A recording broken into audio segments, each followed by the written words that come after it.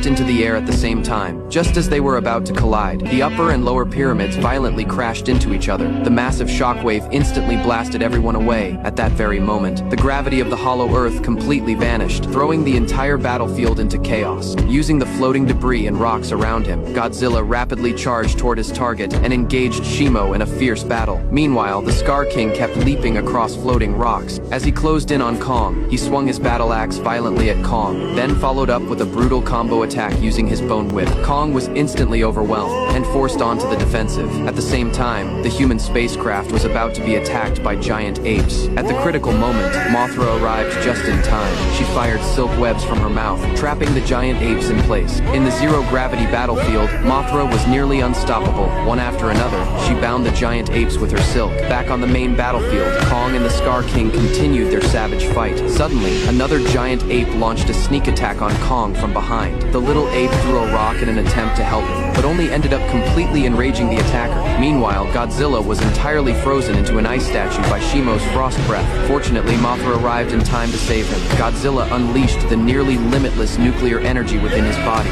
shattering the ice before charging straight at Shimo. Amid the chaos, Kong finally regained possession of his battle axe. At that moment, gravity in the hollow earth suddenly returned to normal, using the restored gravity to his advantage. The Scar King kicked Kong away and rushed toward the portal entrance. Kong immediately chased after him. All the titans began falling toward the portal below. During the fall, Kong tried to stab his axe into the cliff wall to slow himself down, but the weapon slipped from his grasp and fell away. In the end, all the titans crashed onto a beach somewhere in the United States. Experiencing the surface world for the first time, the Scar King became unusually excited upon seeing sunlight and his own shadow. He let out a thunderous roar at the tiny humans on the beach. Then he pulled out the crystal controller and commanded Shimo to unleash frost breath toward the sky and the city. Just as the Scar King celebrated triumphantly, Kong suddenly appeared and smashed a heavy punch into his face.